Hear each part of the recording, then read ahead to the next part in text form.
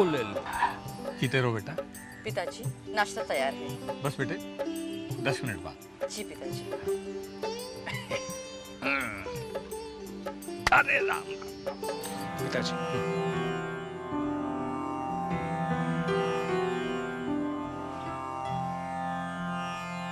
चलो हाथ जोड़ो। ॐ अन्नपते अन्यस्य नो देयनमिवस्य सुष्मिणः प्रप्रदातारं तारिष ऊर्जं नो धेहि द्विपदे चतुष्पदे।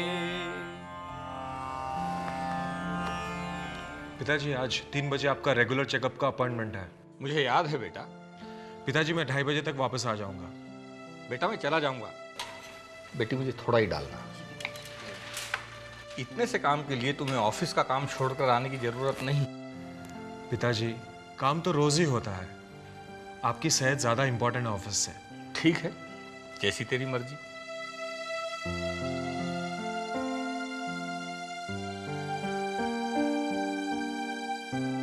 बेटा रमन, क्या है माँ, जल्दी बताओ, मुझे ऑफिस के लिए देर हो रही है। पंडित जी ने ये लिस्ट भिजवाई है बेटा। ये कैसी लिस्ट है माँ?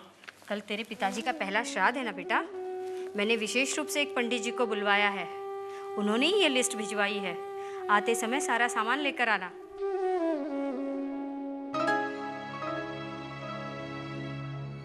ये सारा सामान तो 1,500-2 हज़ार से कम में नहीं आएगा। क्या करे बेटा, जो जरूरी है उसे तो करना पड़ेगा ही ना।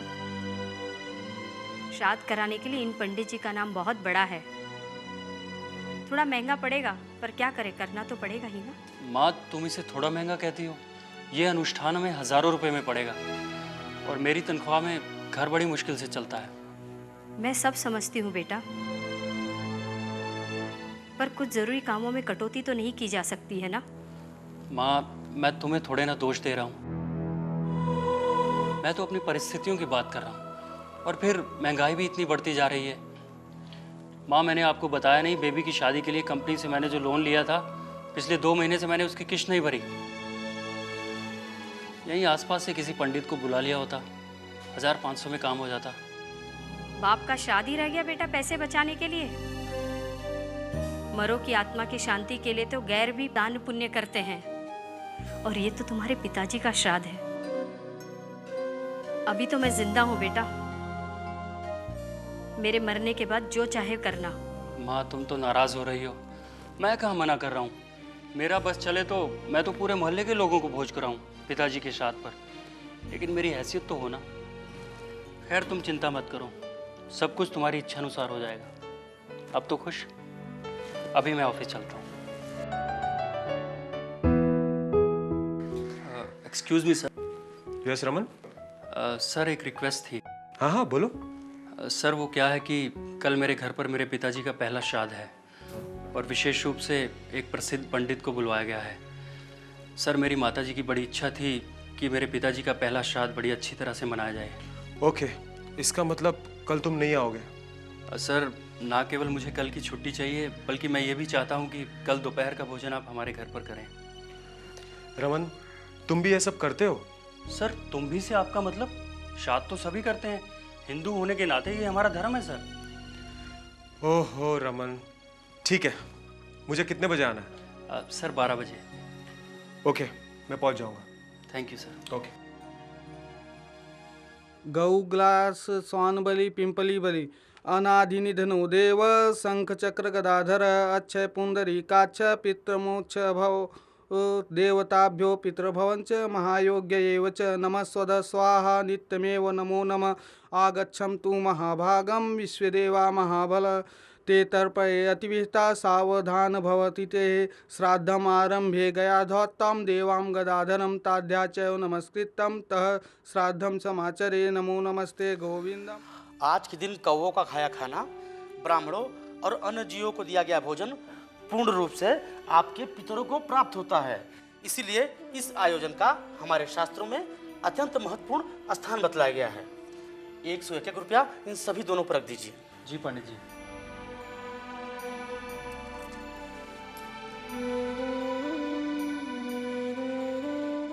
यह सब खाना कौवों को खिलाना होगा, लेकिन इसके पहले तर्पण करना होगा। बेटा तुम्हारे पिताजी की कोई अंतिम इच्छा थी जो पूरी न हो सकी?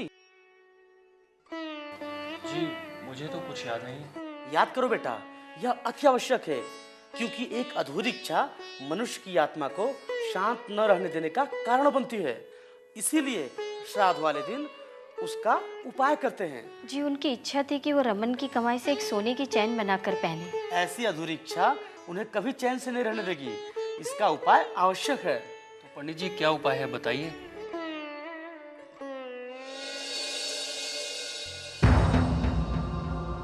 बेटा, ये सोने की चैन तर्पण में दान में दे दो, तो यह सीधे तुम्हारे पिताजी को प्राप्त हो जाएगी। पंडित जी ये कैसे हो सकता है? 5-6 महीने की तनख्वाह से पैसे जोड़कर मैंने ये चैन बनवाई थी। फिर भी पिता की आत्मा की शांति से बढ़कर इसका मोल नहीं हो सकता। बेटा, जितनी श्रद्धा और समर्पण से ये दान दोगे, उस लोक में तुम्हारे पिताजी को उतना ही सुख और शांति मिलेगा। वो तो ठीक है पंडित जी, मगर अब अधिक सोच विचार न करें, शीघ्र ही तर्पण करें। रमन, तुम क्या कर रहे हो? तुम्हारे ऊपर कंपनी का लोन है, तुम उसे चुकाओगे तो तुम्हारे पिताजी की आत्मा को ज्यादा शांति मिलेगी। आप कौन है महाशय, जो शास्त्रों का न्याय ज्ञान पढ़ा रहे हैं? पंडित जी, मैं उसका दोस्त हूँ और मैं उसका भला चाह रहा हूँ, और मैं कोई शास्त्र नहीं पढ़ा रहा, मैं एक व्यावहारिक बात बता रहा था।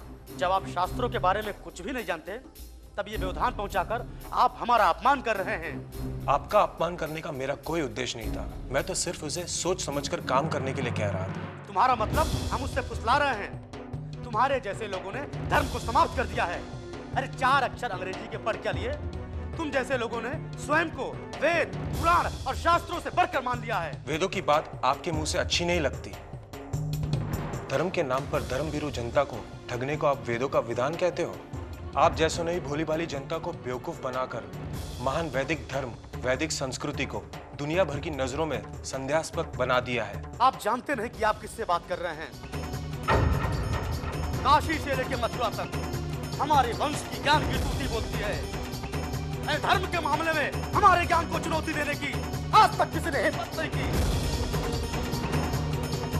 मैं खुद नहीं आया था यहाँ पे, बुलाया गया था, तो भी हाथ जोड़कर। बहुत अपमान हो गया मेरा, बहुत अपमान हो गया। अब एक पल भी यहाँ नहीं रुकेंगे हम। लेकिन जाने से पहले मैं यह सुनिश्चित कर दूंगा कि तुम्हारे पति की अतृप्त आत्मा सदैव तुम्हारे घर के आसपास मंडराती रहेगी। पंडित जी गुस्सा मत कीजिए, तुम इनको अपने घर पे कमरे में बिठाओ। जी।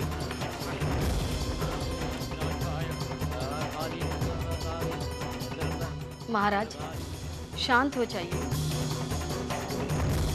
आजकल के बच्चों को धर्म कर्म की समझ नहीं है। आप अपना काम जारी रखिए। एक सोने की चैन क्या मेरे पति की आत्मा की तृप्ति से ज्यादा है?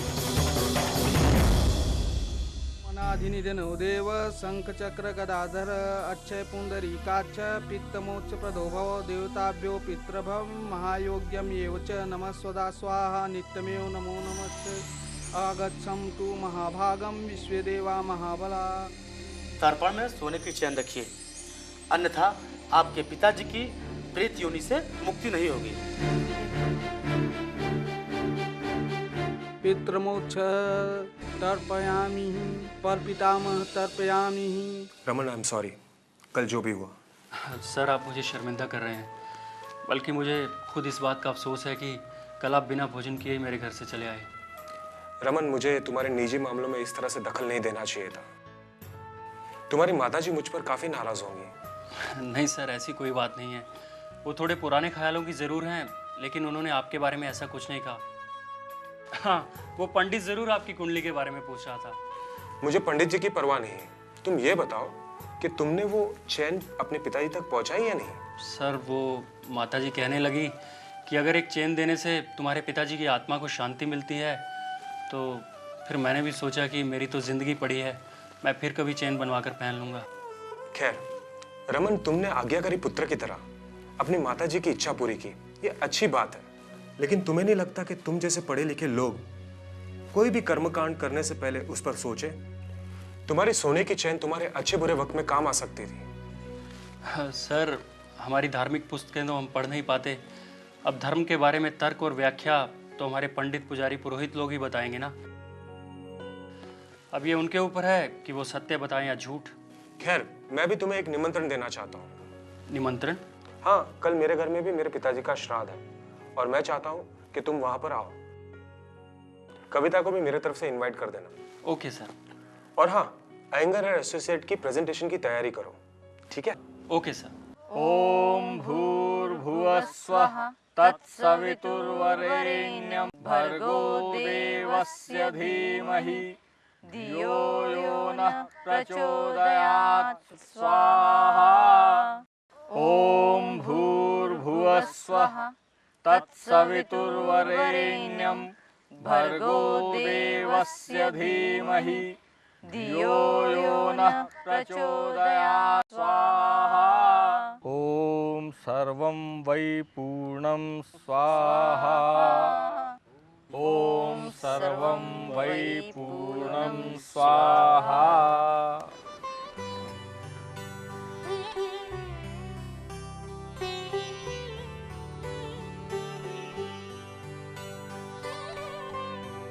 आइए, मैं आप लोग का परिचय करा दूं। यह है रमन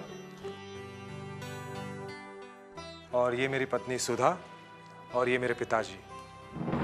सर, आप तो कह रहे थे आपके पिताजी का श्राद्ध है। हाँ भाई हाँ, मैं अपने पिताजी का श्राद्ध ही कर रहा हूँ। आपके यहाँ श्राद्ध में क्या हवन होता है? नहीं, हवन तो हमारे यहाँ रोज होता है। लेकिन सर, श्राद्ध तो मरे हुए लोगों का किया जाता है, जीवित लोगों का नहीं। बैठिए आप लोग। पिताजी, आप लोग बातचीत कीजिए, मैं जलपान की व्यवस्था करती हूँ। ठीक है बेटा। मृतकों के श्राद्ध की यह धारणा ठीक नहीं है। लेकिन सदियों से तो यही परंपरा चली आ रही है। बेटे, परंपराएं तो समय के साथ साथ बदलती रहती हैं और प्रगतिशील समाज का यही लक्षण है कि वो गलत परंपराओं को छोड़ दे और सही परंपराओं को अपना ले। कुछ समय पहले तक हमारे समाज में लड़कियों को न पढ़ाने की परंपरा थी, पर्दे की परंपरा थी, छुआछूत की परंपरा थी, दक्षिण अफ्रीका में रंगभेद की परंपरा थी। तो जैसे हमने उन सब गलत परंपराओं को खत्म किया, वैसे ही हमें ये परंपरा भी खत्म करनी चाहिए। सर, मैं मानता हूं कि गलत परंपराएं खत्म होनी चाहिए, लेकिन जीवित व्यक्तियों का श्राद्ध। Relax Raman, relax. अच्छा, ये बताओ, तुम्हारे ख्याल से श्राद्ध का अर्थ क्या है? श्राद्ध का मतलब है, श्राद्ध शब्द श्रद्धा से बना होगा। जैसे हम हमारे पितरों के प्रति श्रद्धा रखते हैं तो हम उनका श्राद्ध करते हैं। ठीक समझे। अब जिन पितरों के प्रति हमारे मन में श्रद्धा है, यदि उनके मरने के बाद हमने उनकी सेवा की तो क्या किया? उनकी सेवा तो जीवित रहते ही होनी चाहिए। अब मरने के बाद अगर मरीज को दवा दो तो उसका लाभ क्या? बात तो ठीक है। मैं मानता हूं कि सेवा तो जीते जी जीवित व्यक्तियों की ही की जानी चाहिए, लेकिन श्राद्ध तो मृत लोगों का ही होना चाहिए, क्योंकि पितरों का श्राद्ध किया जाता है। धन्यवाद भाभी। अरे सुधा बेटा, तुम भी बैठो। तो कहो, पितर किसे कहते हैं? सर, ये तो सब जानते हैं। पितृ माने हमारे पूर्वज, जब इस दुनिया में नहीं रहे। एक मिनट, ये शतपथ ब्राह्मण है। इसके अनुसार मृत्यः पित्र अर्थात जीवित मनुष्य ही पितृ है, ना कि मरा हुआ। और मृत्य का अर्थ है जीवित मनुष्य। और लोकाचार में पिता, माता, दादा, दादी, आचार्य सभी को पितृ माना जाता है। अब जिन लोगों ने इस मर्त्य शब्द की गलत व्याख्या की है, या तो इसके पीछे उनका कोई अपना स्वार्थ होगा, या फिर संस्कृत के इस शब्द का ठीक ठीक अनुवाद करने में उनसे कोई गलती हो गई। वैसे क्या करते हैं लोग बाग श्राद्ध में? सर, कौवों को खाना खिलाते हैं, ब्राह्मणों को भोजन करवाते हैं, ताकि वो उनके पितरों तक पहुंच सके और उनकी अतृप्त आत्मा को शांति मिल सके। मगर क्या तुम्हें ऐसा लगता है ये सचमुच हो सकता है? कैसे होगा? कौन से ब्राह्मण को ये पता होता है कि मरने के बाद हमारे पूर्वज कहाँ गए? मरने के बाद तो व्यक्ति किसी भी स्थान पर किसी भी योनि में जा सकता है। तो जब ब्राह्मणों को ये मालूम ही नहीं कि हमारे पूर्वज कहाँ हैं, तो फिर हमारे द्वारा कराया हुआ भोजन वे वहां तक पहुंचाएंगे कैसे? अब पार्सल पर अगर पता ही ना हो तो डाकिया उसको देगा कहाँ? जी। सवाल ये भी उठता है कि मरने के बाद शरीर रहता ही नहीं तो खाना खाने की जरूरत क्यों पड़ती है? आत्मा को भूख लगती है क्या? और लगती भी है तो उन्हें एक ही दिन क्यों खाना खिलाया जाता है, रोज रोज क्यों नहीं? क्या पितृलोक में उनके खाने पीने का कोई इंतजाम नहीं है? लेकिन मरने के बाद क्या रिश्ते खत्म हो जाते हैं? बेटे, रिश्ते सब इसी जन्म के हैं और शरीर रहने तक ही है। अच्छा, कभी आप लोगों ने विचार किया है कि श्राद्ध केवल 4 पीढ़ियों का ही क्यों किया जाता है? क्योंकि सामान्य तौर पर मनुष्य अपने जीवन काल में केवल 4 पीढ़ियों को ही देख पाता है। सबसे तो लगता है कि किसी समय पर जीवित पितरों का श्राद्ध करने की ही परंपरा रही होगी, जो बाद में बिगड़कर मृत पितरों का श्राद्ध बन गई। लेकिन अपने मृत पुरखों के प्रति भी तो हमारी कोई श्रद्धा होनी चाहिए। आप बिल्कुल कर सकते हैं, उनके अच्छे आदर्शों और मूल्यों को अपने जीवन में उतार कर और उनके अच्छे अधूरे कामों को पूरा करके।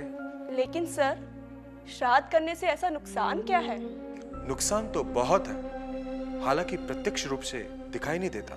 जब हम ऐसे किसी एक कर्मकांड पर विश्वास करते हैं तो फिर दूसरे और तीसरे पर भी करते हैं, और इसी के चलते आज समाज में अंधश्रद्धा अपनी गहरी जड़ें जमा चुकी है और हम भाग्यवादी होते चले जा रहे हैं। और इसी कमजोरी का फायदा उठाकर कुछ लोग मासूमों का शोषण करते हैं, और लोग भी देखा देखी या फिर पुरोहितों द्वारा डराए जाने पर अपनी ताकत से अधिक खर्च करके बर्बाद हो जाते हैं। अंधश्रद्धा एक ऐसा गहरा कुआं है जिसमें गिर जाने पर निकल पाना बहुत मुश्किल है। रमन, मिस्टर अयंगर चाहते हैं कि 15 को हम अपना फाइनल प्रेजेंटेशन दें। सर, ये प्रेजेंटेशन 15 की बजाय 16 को नहीं हो सकता? क्या मतलब? सर, अगर ये प्रेजेंटेशन 16 को हो जाता तो। कोई खास वजह? सर, मैं आपको इनवाइट भी करना चाहता था। 15 को मेरे दादाजी का श्राद्ध है। क्या? क्या?